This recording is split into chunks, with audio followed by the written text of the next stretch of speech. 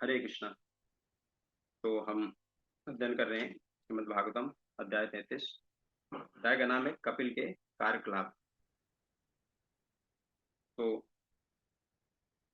यहाँ अनुवाद में बता रहे हैं कि जो शुरुआत है ये हमने पहले सुना होगा कि किस तरह से स्वयं भगवान कपिल उनके देव के रूप में प्रकट होते हैं, देवती माता के पुत्र के रूप में। और अभी देवती माता को उन्होंने जो सांख्य या ज्ञान है किस तरह से भगवान की भक्ति की जाए और इस जीवन में ही यहाँ रहते हुए ही स्वतंत्र होकर जा सकता है भौतिक प्रकृति से, उसका ज्ञान दिया है। और जब देवती माता को पूरा अनुभव है और रियलाइजेशन है कि किस तरह से उनके पुत्र कोई साधारण पुत्र नहीं है बल्कि स्वयं भगवान है तो उनकी अभी वो प्रार्थना कर रहे हैं। तो इसके पहले एक श्लोक में प्रार्थना किया और ये उसका दूसरा श्लोक है इस तरह से। और हम अनेक पहले भी सुने होंगे, बहुत सारे जो भी भक्त रहते हैं भगवान की प्रार्थना करते हैं अलग अलग रूपों में। तो यहाँ पे भी देवती माता बोल रही हैं कि यद्यपि आपको अपने लिए कुछ कार्य करने की जरूरत नहीं है या कुछ लेना देना नहीं है, किंतु अपने अपनी शक्तियां प्रकृति के गुणों की अंतः क्रियाओं में वितरित कर दी है। तो देखेंगे कि भगवान वास्तव में सभी शक्तियों के मालिक हैं, कि उनसे स्वतंत्र कोई भी शक्ति नहीं है। जो विविध शक्तियां हैं उन्होंने अपने उसमें विस्तारित किया है और वो परम भगवान है। कि ब्रह्म संहिता में ब्रह्मा जी बताते हैं कि सृष्टि स्थिति प्रलय साधन शक्ति एका छायो यस्य भुवनानि विभर्ति दुर्गा इच्छानुरूपम अपि यस्येष्टते सा गोविंदम आदि पुरुषम तमहम भजामि। कि जो भी सृष्टि है उसका पालन है, उसका विनाश है, तो वो सब उनकी साधना शक्ति जो है दुर्गा उनके द्वारा नियंत्रित होता है। और दुर्गा जी एक प्रकार से उनके सेवक के रूप में सेवा कर रहे हैं पूरी सृष्टि का। और यहाँ पे भी प्रभा जी तात्पर्य में बताते हैं कि किस तरह से भगवान अपनी सृष्टि के लिए विभिन्न गुण अवतार लेते हैं, जैसे ना रजोगुण तमोगुण और सतोगुण रहता है, तो ब्रह्मा विष्णु और शिव के रूप में। हालांकि भगवान ये सभी गुणों से परे हैं और इस जगत के उत्पत्ति का कारण भी बताते हैं कि भगवान ने क्यों इसको बनाया ना। और रीजन बताते हैं कि इस तरह से जो जीवात्माएं हैं स्वतंत्रता से अपनी इच्छा से कुछ करना चाहते थे, तो भगवान ने इतना स्वतंत्रता दिया है, उनके लिए अरेंजमेंट किया। ये उसी तरह है, आपने देखा होगा जैसे छोटे बच्चे रहते हैं कि हम कई बार जैसे जू बीच में जाते हैं या अपने घर पे भी देखा होगा कोई बच्चे अपना अलग से घर बनाना चाहते हैं, या घर में छोटी बच्ची है जैसे, तो माता अगर भोजन बना रही है तो देखेंगे कि नहीं मैं भी अपना भोजन बनाऊंगी ना। तो उसके लिए या तो कुछ खिलौने दे देंगे कि खिलौने के उनका चूल्हा और बाकी चीज जो आइटम होते हैं उनको दे दिए जाते हैं, अथवा या थोड़ा जो भी बनाने की सामग्री उनको देने की, उनसे खेलते रहेंगे। उनको उसी में वो पूर्ति होती है कि वो पूरा समय जब तक उनकी माता खाना बनाती है तब तक वो भी अपना कुछ कुछ बच्चे लोग बनाते हैं और वो इस पे संतुष्ट होने की कोशिश करते हैं कि नहीं हम ये काम कर रहे हैं। लेकिन हालांकि वो वास्तव में संतुष्ट नहीं हो सकते। लेकिन ऐसा नहीं है कि वो जो बनाया उसी को खा करके वो तृप्त हो जाएंगे, ऐसा नहीं। वो भूख लगेगा तो वो अपनी माता के पास जाएंगे, तभी उनको संतुष्टि मिलेगी। तो उसी तरह से यहाँ पे जो रीजन बना रहे हैं कि आप दृढ़ संकल्प हैं और समस्त जीवों के भगवान हैं, आपने उन्हीं के लिए ये संसार रचा। और यद्यपि आप एक हैं किंतु आपकी शक्तियां अनेक प्रकार से कार्य करती हैं। और तो यहाँ पे बता रहे हैं देवती माता किस तरह से आप ही मतलब परम ईश्वर हैं ना। ब्रह्मा जी भी बोलते हैं कि ईश्वरा परम कृष्ण सच्चिदानंद विग्रह अनादिरादिर गोविंदम सर्व कारण कारणम। कि वो ही भगवान है जो कि सभी कारणों के कारण है और उनका कोई आदि अंत नहीं है। तो और वो ये सृष्टि संरचना जो संसार की रचना कर रहे हैं, क्यों कर रहे हैं? वो जीवात्माओं के लिए ही कर रहे हैं। हालांकि वो अपने आप में पूर्ण है ना। बोलते हैं, उनको बोलते हैं आत्माराम, कि उनको किसी के सहयोग की, किसी की जरूरत नहीं है। वो अपने आप में संतुष्ट हैं। ऐसा नहीं है कि भगवान को अपने आप आनंद नहीं मिल सकता है ना। वो तो सिर्फ इच्छा करते हैं, लिस्ट करते तो कुछ भी हो सकता है। कितने मतलब प्रयोग है कि यहाँ पे वही बताया गया है कि किस तरह से वो पूरी तरह से स्वतंत्र हैं। या श्रीमद् भागवतम की शुरुआत श्लोक में ये बताते हैं, पहले श्लोक में, कि वो किस तरह से अभिज्ञा स्वराट, वो पूरी तरह से कंजुगेंट हैं और पूर्ण स्वतंत्र है, कि वो कुछ भी कर सकते हैं और किसी भी अलग अलग जो शक्तियां हैं उनके अंडर में है। वो आदेश केवल देंगे तो वो सारी शक्तियां उनके अनुसार कार्य करने लगेंगी। और वो भौतिक गुणों से, जो हम कोशिश करें समझने का, हमें अंतिम शब्द में बोला है कि हाँ हमारे लिए अकल्पनीय है। माता बता रही हैं कि हम ऐसी कल्पना भी नहीं कर सकते इन शक्तियों का, इस संरचना का, किस तरह से भगवान कर रहे हैं। तो क्योंकि वो तीन गुणों से परे हैं। जो हमारा इंद्रियां हैं वो हम उसी को परसीव कर सकते हैं या समझ सकते हैं अपने अनुसार, क्योंकि जो तीन गुणों के अंदर हैं, लेकिन तीन गुणों से जो परे हैं ना, एक बार से उनको नहीं समझ सकते इस इंद्रियों से। और भगवान ही करते हैं ये सारा। और उनका जो भी इच्छा है, योजना है, यहाँ पे प्रभात जी बताते हैं कि किस तरह से उनकी शक्तियों से संपन्न होता है और अलग अलग गुणावतार में वो करते हैं। इसके अलावा भगवान की जो स्वतंत्र है, इस तरह से सकते हैं कि हमारे कोई योजना हो सकती है, प्लान हो सकता है, आपका भी कोई प्लान हो सकता है, योजना हो सकती है कि नहीं। पूरे बड़े बड़े देखेंगे वैज्ञानिक लोग या फिलोसफर लोग या बड़े बड़े मैनेजमेंट इवेंट होते हैं, जैसे वहाँ तक कि भक्त लोग भी मंदिर में भी करते हैं। हालांकि भक्त सरेंडर या शरणागत रहते हैं भगवान की, कि हम प्रयास करते हैं पूरा कोई भी सेवा करने का, कि फाइनली लेकिन भगवान पे आश्रित होते हैं कि नहीं, भगवान की शक्ति के द्वारा ही, उनकी इच्छा से हो रहा है। जबकि भौतिकवादी देखेंगे, मतलब इतने सारे जो वैज्ञानिक हैं, बड़े बड़े कंपनी वाले हैं, नेता हैं, वो अलग अलग योजना बनाते हैं ना। और इसके लिए सरकार भी, जैसे 5 साल के लिए कोई भी सरकार आती है भारत में ना, तो उनका योजना रहती है, पंचवर्षीय योजना, 10 वर्षीय योजना। वो सोचते हैं कि इतने सालों में ये प्रगति कर लेंगे, लेकिन देखेंगे होता नहीं है। उसका यहाँ तक कि अपोजिट हो जाता है, कि कुछ करने बैठते हैं, उसका सोचते हैं फल ये मिलेगा, रिजल्ट ये मिलेगा, लेकिन उससे और समस्याएं हो जाती हैं। एक तरह से एक समस्या को सॉल्व करने की कोशिश करते हैं हाँ, कि ये हो जाएगा, लेकिन उस समस्या से तीन दूसरी समस्याएं पैदा हो जाती हैं। तो इसी तरह से वैज्ञानिक लोग हैं कि किस तरह से हम और खुश हो सकें। जो हमारा वास्तविक नेचर है, प्रकृति का स्वभाव है जीव का, कि जैसे भगवान सच्चिदानंद विग्रह हैं ना, शाश्वत हैं, पूर्ण उनको ज्ञान है और वो हमेशा आनंद में रहते हैं। तो वो हमारा भी स्वभाव है, तो वही प्राप्त करने के लिए कोशिश कर रहे हैं। हालांकि वो गलत जगह है, कि भगवान बताते हैं दुखालयम अशास्तम, यहाँ पे सदैव रूप से खुशी नहीं हो सकती भौतिक संसार में। और वो वहाँ पे आए हैं अपने स्वतंत्रता की वजह, अपनी इच्छा की वजह से। क्योंकि भगवान का जो प्लान था, भगवान की जो योजना थी भगवत धाम में, गोलोक वृंदावन में, उससे हम संतुष्ट नहीं हुए, हम अलग से वो करना चाहते। तो इसके लिए भगवान ने ये विश्व क्रिएट किया और यहाँ पे स्वतंत्रता दी दी। और यहाँ तक वो गाइडेंस भी दे रहे हैं। भगवान परमात्मा के रूप में हृदय में हमेशा रहते हैं, और जो जीवा इच्छा करता है उसका एक तो सुविधाएं देते हैं कि हाँ ये करो, और उसके लिए वो बुद्धि भी देते हैं कि किस तरह से तुम भोग कर सकते हो। और उसी का प्रयोग है कि हमारा जो प्रगति है, विज्ञान में हो या भौतिकवाद किसी तरह से हो, उसी का प्रयास कर रहे हैं। लेकिन इसी तरह से बोलते हैं, एक संगीत आता था कि होंगे कामयाब एक दिन ना।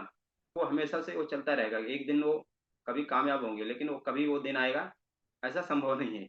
हमेशा उसका बस आशा बनी रहेगी, आशाबद्ध रहेंगे, हाँ कभी हो जाए, लेकिन हो नहीं सकता क्योंकि वो स्थान गलत है जहाँ पे वो सोच रहे हैं। तो इसके लिए हमारा प्लान नहीं हो सकता ना, या भौतिकवादी जो अलग अलग लोग हैं उनका प्लान सक्सेस नहीं हो सकता है। लेकिन जो भगवान का प्लान होता है वो वास्तव में सक्सेस होता है।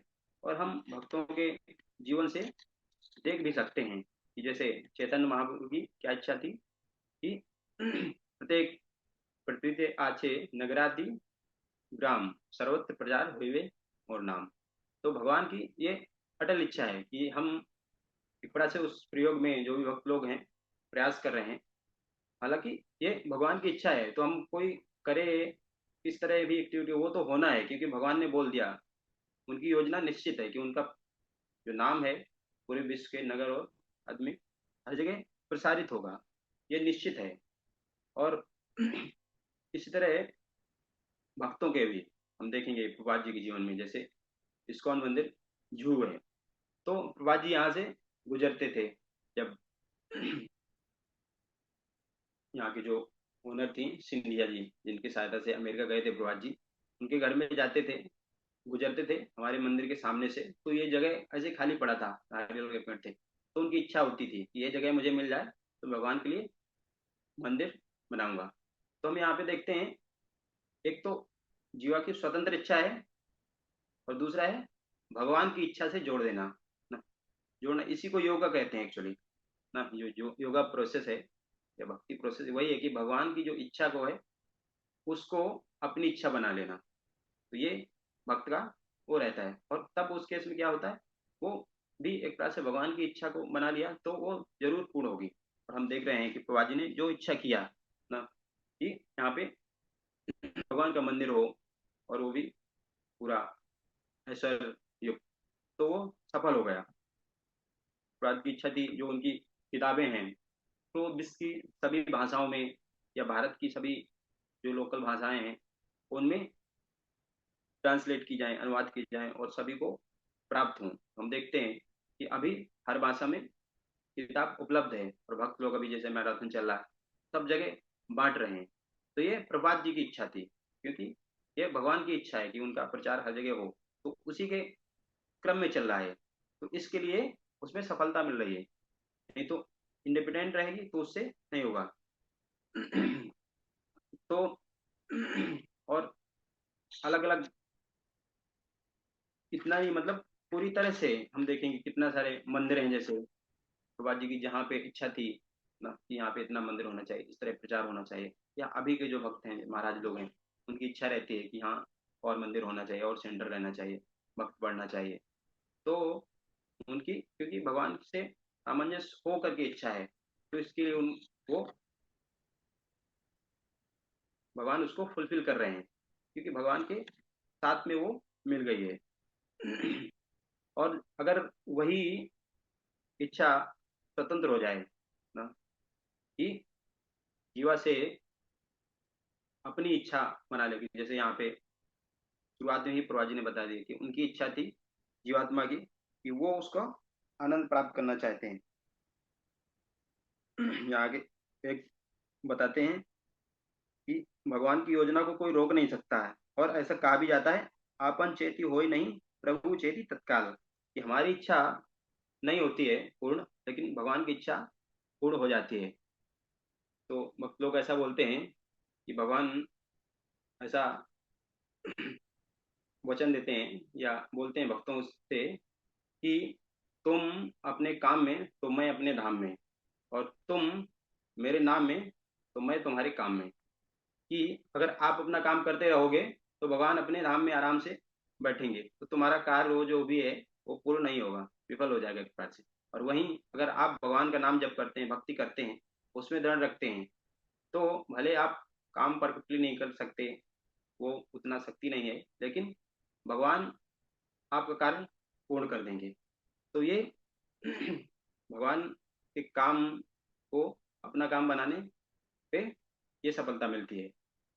नहीं तो अगर अपनी इच्छा करते रहेंगे कि लोग जैसे करते ही हैं ना, अलग अलग भगवान जैसा ऐश्वर्य चाहते हैं, प्रसिद्ध होना चाहते हैं, ज्ञानी बनना चाहते थे, बड़े बड़े विद्वान बनना चाहते हैं ना, धन प्राप्त करना चाहते हैं, शक्ति प्राप्त करना चाहते हैं, और इस सब के लिए अलग अलग कोशिश कर रहे हैं लगातार, लेकिन देखेंगे उनको सफलता नहीं मिलती है, संघर्ष करते रहते हैं, और फाइनली फ्रस्ट्रेटेड ही हो जाते हैं कि उनका जो मनुष्य जीवन जिसके लिए मिला है कि भगवान की भक्ति करना, उसमें समय लगाना और समय का सदुपयोग करके ये जो मनुष्य जीवन है इसका सही उपयोग करके जो असली लक्ष्य है भगवत धाम उसको प्राप्त करना।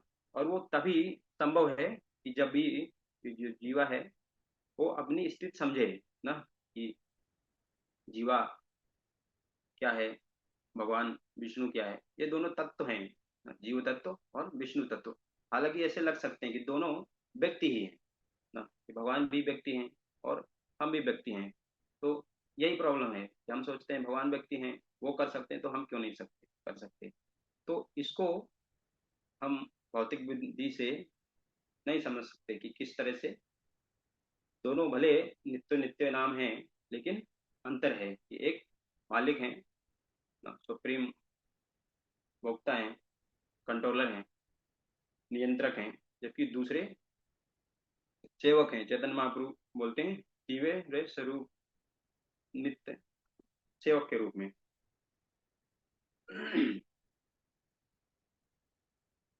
जीवरे स्वरूप नित्य कृष्णदास, कि वो जब भी कृष्णदास उसका स्वरूप ही है, जब भी तक कृष्ण की सेवा करेगा वही उसकी प्रकृति है, नहीं तो वो दुखी रहेगा, फ्रस्ट्रेटेड रहेगा। तो जब मान लेगा कि नहीं कृष्ण हमारे मालिक हैं, उनकी सेवा करना ही उनका परम कर्तव्य है और उनकी इच्छा को अपना इच्छा बना लेना चाहिए, तभी जो वास्तव में सफलता है वो प्राप्त होगी और वो उसका पालन कर पाएगा। नहीं तो सिर्फ फ्रस्ट्रेटेड ही रहेगा कि उसमें कोई अपने आप से जो स्वतंत्र भोग करने से उसको दुखी होगा ना। कि लोग बोलते हैं कि पहले इंद्रियों को तुष्ट करने के लिए लोग क्या करते हैं, भोग करते हैं और उसके कारण दुख प्राप्त करते हैं, बीमार होते हैं अलग अलग चीजों से।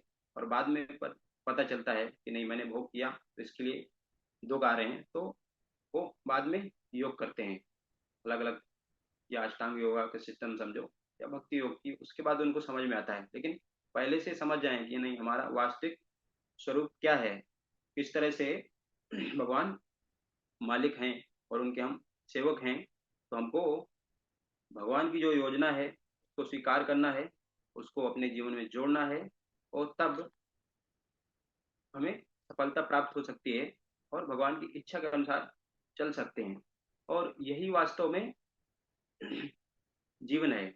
और भक्ति में हम शुरुआत से देख सकते हैं, कोई भी नया भक्त भी है तो हो सकता है अलग अलग रूप में आते हैं, मान लो जैसे शुरू में आते हैं तो हम डिवोशनल जो भक्ति है उसको नहीं जानते, तो कर्म प्रधान रहता है कि हाँ हम जो कार्य करेंगे उसका फल मिलेगा। और धीरे धीरे हमको अलग अलग स्तर के जो धर्म है कि क्या कर्तव्य है भगवान के प्रति, उसको किस तरह से करना चाहिए, तो उनके अनुसार हम पालन करते हैं। और भक्त वास्तव में उसी को बोलते हैं कि जो शास्त्रों के अनुसार जैसा भगवान ने बोला है तो उसके अकॉर्डिंग उनके प्लान के अनुसार चले, तभी वो भक्त है या वास्तव में जीव है। नहीं तो जो उसके विपरीत चलते हैं, शास्त्रों के विपरीत चलेंगे, भगवान की इच्छा के विपरीत चलेंगे, तो वो एक प्रकार से जो दानव या राक्षस बोलते हैं वो वृत्ति में आ जाएंगे। इस तरह से दो ही कैटेगरी हो सकती हैं, या तो भक्त हो सकता है या तो राक्षस हो जाएगा ना। ऐसा नहीं बीच में नहीं कि मैं थोड़ा ये करूंगा थोड़ा वो करूंगा, ऐसा नहीं होगा। तो और जाहिर सी बात है जब भी राक्षस होगा तो वो पालन नहीं करेगा उस केस में, जैसा यहाँ पे बताया कि अपनी प्रभुत्ता जताना चाहेगा, स्वतंत्र रहना चाहेगा, लेकिन वो जो प्राप्त करना चाहता है जिसमें वो अपनी कामयाबी समझता है, सफलता वो प्राप्त नहीं होगी। और ये केवल भक्ति में ही नहीं, हम बाकी जीवन में भी, हम जैसे शुरुआत में पढ़ाई स्कूल जाता है स्टूडेंट, तो स्कूल में कॉलेज में या यूनिवर्सिटी में अलग अलग स्तर के पढ़ाई होती है, लेकिन सभी का लक्ष्य एक ही रहता है कि शिक्षा प्राप्त करना। तो कृष्णा चेतना में भी जैसे शुरुआत से आते हैं लेकिन अल्टीमेटली प्रगति करते जाते हैं, अगर वो धर्म का पालन करते हैं। अलग अलग स्तर के धर्म है, मतलब कर्म योग, ध्यान योग, भक्ति योग, वो सभी उसी दिशा में लेके जा रहे हैं। तो वो जो प्रोसेस भगवान ने दिया है उसके अनुसार चलेंगे, शास्त्र के अनुसार, जो शास्त्रवाणी है यहाँ पे बताया गया है ना, इस शब्द ब्रह्म या वैदिक साहित्य द्वारा जा सकता है। तो इसके आधार पे ही समझ पाएंगे कि हमारी क्या स्थिति है या भगवान की क्या इच्छा है और उसको किस तरह से कर सकते हैं। और ये संभव है कि हम जैसे यहाँ पे देवती माता प्रार्थना कर रही हैं, तो हमको भी भगवान से प्रार्थना करना चाहिए कि हम उसको समझ पाएं, भगवान को समझ पाएं, अपना संबंध समझ पाएं, क्या करना चाहिए। और तभी हम भगवान की जैसे एक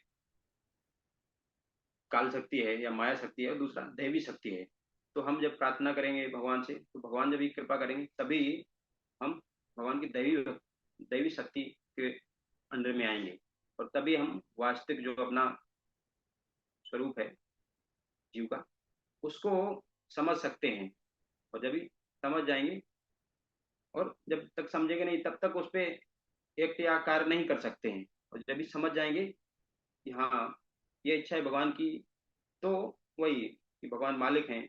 और जाहिर सी बात है, जब सेवक है मालिक की इच्छा के अनुसार या मालिक को संतुष्ट करने का ही अपना लक्ष्य बना लेगा, तभी वो अपने आप ही संतुष्ट हो जाएगा। और वो प्रोसेस हमारा भक्ति का सिंपल है ना, कि जब करना है हरे कृष्णा कृष्णा कृष्णा हरे हरे, हरे राम राम राम हरे हरे। तो इस तरह के प्रोसेस से हम इसमें क्या क्या बोल रहे हैं, हरे कृष्णा मंत्र में यही है कि हे कृष्णा हे राधा रानी, हमको क्या दो, सेवा दो। और वो सेवा कौन सी, जो भगवान की इच्छा है उसके अकॉर्डिंग। तो ये भी यही प्रार्थना है कि भगवान से हम प्रार्थना कर रहे हैं कि हमें सेवा में एंगेज करो।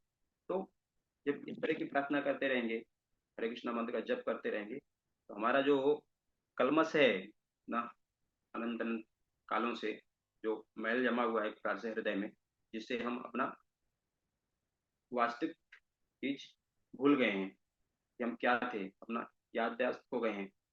एक कहीं पे कथा आती है कि कोई पुत्र रहता है और कहीं पे घूमने जाता है तो वहां पे उसका एक्सीडेंट हो जाता है। कभी एक्सीडेंट हो जाता है या कहीं पहाड़ से गिर जाता है तो उसका पूरा याददाश्त चला जाता है। कभी याददाश्त चली गई तो उसको हॉस्पिटल लाया गया और वहाँ पे जो डॉक्टर रहते हैं उसका ट्रीटमेंट किया, और जो चोट वगैरह लगी थी वो तो सही कर दिया, लेकिन अभी वो किसी को पहचान नहीं पा रहा है कि मैं कौन हूँ, कहाँ से आया हूँ। तो उसी तरह स्थिति जीवात्मा की हो गई है, क्योंकि स्वयं ये भौतिक संसार में आ गया तो अभी वो भगवान की याद नहीं है।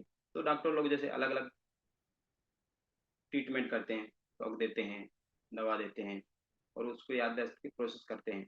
तो उसी तरह ये जो भक्ति का मार्ग है, अलग अलग ना भक्त लोग किसी को भगवत गीता देते हैं, अभी मैराथन चल रहा है हर जगह, फिर आप दिखाते हैं, हरे कृष्णा मंत्र बोलते हैं, कि उसके चेतना में थोड़ा थोड़ा एक प्रकार से सुकृति हो रहा है। तो हम भले ही जैसे किताब बांटते हैं तो बहुत सारे लोगों को दिखाते हैं, तो हो सकता है लगे कि नहीं ये तो कोई ले नहीं रहा है, लेकिन ऐसा नहीं, उससे प्रभावित हम जरूर कर रहे हैं, जिसको बोलते हैं अज्ञाति सुकृति। कि हम किसी को, ये उसी तरह है कि जैसे कोई पत्थर तोड़ता है जैसे, तो मान लो हथौड़ा मारता है तो एक हथौड़े में वो नहीं टूट जाएगा, दूसरा हथौड़ा मारता है तो भी नहीं टूटता है, तीसरा मारता है नहीं टूटता है, मान लो 8 9 हथौड़ा मारता है लेकिन नहीं टूटता है, 10वें में वो टूट जाता है, टुकड़े टुकड़े हो जाता है। तो हम इससे ये नहीं बोल सकते कि नहीं, जो शुरुआत के 9 हथौड़े मारे वो उनसे कोई लाभ नहीं हुआ, केवल 10वें ने तोड़ा, ऐसा नहीं है। जो पहले के हथौड़े थे उसको कमजोर कर रहे थे, उसके थोड़ा बहुत दरार या क्रैक कर रहे थे और वो इस्तेला दी एक प्रकार से पक गया पूरी तरह से तो वो टूट गया। उसी तरह है कि भक्त लोग को कोई भी देखता है तिलक लगाए हुए वैष्णव ड्रेस में, तो उसको तुरंत भगवान का थोड़ा याद आता है, तो वो अपना जो अज्ञात प्रकृति है वो डेवलप कर रहा है। और उसी के कारण जैसे बोलते हैं आदो श्रद्धा, साधु संग, भजन क्रिया, अनर्थ निवृत्ति ना, ये जो भक्ति के स्तर हैं अलग अलग। तो जब ये सुकृति आएगी किसी का, एक प्रकार से ये भी साधु संग है कि वो श्रद्धा से पहले ही उनको ये साधु संग मिल गया, उनको दर्शन करने का, किताब देखने का, एक दो लाइन पढ़ने का। तो ये सब छोटा छोटा साधु संग है, उससे सुकृति बढ़ गई तो वो श्रद्धा स्ट्रांग होती है और डेवलप होती है। तब वो वास्तव में मंदिर आता है, वहाँ पे भक्तों से मिलता है और भक्तों से चर्चा करता है। तो उस तरह से प्रकार से गुरु से मिलता है और ये भक्ति का प्रोसेस समझता है, तो वो भजन क्रिया का जो है वो स्टार्ट कर देता है। और जब भजन क्रिया स्टार्ट करता है तो जो भी उसके अनर्थता हैं ना, कि गलत गलत आदतें हैं जो, तो वो धीरे धीरे करके खत्म होंगी ना। कि हम देखते हैं हम भक्ति जीवन में जो भी गलत आदतें हैं, नशा करने का, मांस खाने का, ये चीजें अपने आप खत्म हो जाती हैं। तो ये अनर्थ निवृत्ति है। और इस तरह जो होगा तो उसको निष्ठा आएगा, दृढ़ हो जाएगा अपने भक्ति के प्रोसेस में, और रुचि बाकी भक्ति के इस तरह से प्रगति करेगा। तो हम ये देखते हैं कि मतलब हम किस तरह से, जो भगवान की इच्छा है ना कि उनका हर जगह नाम हो, भगवान को जाने, उनसे संबंध वो करें, तो उसी के लिए हम काम कर रहे हैं। और ये तभी होता है जब हम उनके योजना में जो प्लान है उसके अकॉर्डिंग अपना प्लान बनाते हैं और उसके शरणागत ही रहते हैं। ऐसा नहीं कि मतलब हमने उनके प्लान में शामिल हो गए लेकिन तब भी हम अपने अनुसार कार्य कर रहे हैं। नहीं, हम उनके अनुसार ही कार्य करेंगे, तभी हमें सफलता मिलेगी। और भगवान ने कार्य में, उनकी शक्तियों में इसीलिए विविधता है। ऐसा नहीं कि उसमें हमको स्वतंत्रता नहीं मिली है, कि हमको सिर्फ स्वतंत्र रूप से भगवान के से अलग होके भोग नहीं करना है। भगवान को लेकर के भगवान के अनुसार करेंगे तो हम देखेंगे कितनी सारी हमारे अंदर जो दिव्य स्वतंत्रता है एक प्राट से आ जाएगी ना। वास्तव में जो शरणागत है कि भगवान के अलग अलग भक्त लोग हैं और अलग अलग रसों में ना, जैसे कोई माता पिता है, कोई इनसे दोस्त हैं, तो जो पांच संबंध हैं भगवान के विशेषकर, तो उनके अलग अलग माध्यम से भगवान से जुड़ सकते हैं, उनको सेवा कर सकते हैं। और जो भगवान की माया प्रकृति है उससे आसानी से छुटकारा प्राप्त कर सकते हैं।